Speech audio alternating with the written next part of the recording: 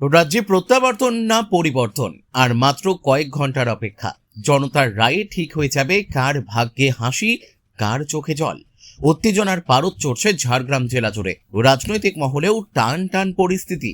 ঝাড়গ্রামের রানী ইন্দিরা দেবী government girls কলেজে আয়োজিত হবে ঝাড়গ্রাম জেলার 4টি বিধানসভার ভোট গণনা।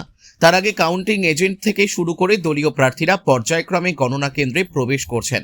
কড়া নিরাপত্তার ঘেরাটোপে কেন্দ্রীয় বাহিনী ও রাজ্য পুলিশ মোতায়েন রয়েছে। প্রবেশ পথে চলছে কঠোর তল্লাশি, ব্যারিকেড ও সিসিটিভির নজরদারিতে সুরক্ষিত পুরো এলাকা। বেলা যতই বাড়ছে, সমর্থকদের উত্তেজনা, কোথাও উল্লাস, কোথাও নিস্তব্ধতা, সব মিলিয়ে চরম প্রতীক্ষার মুহূর্ত। সব মিলিয়ে এখন একটাই প্রশ্ন, প্রত্যাবর্তন নাকি পরিবর্তন? কিছুক্ষণের মধ্যেই মিলবে জনতার চূড়ান্ত রায়। ঝাড়গ্রাম থেকে অরূপ ঘোষের রিপোর্ট, বিগ নিউজ বাংলা।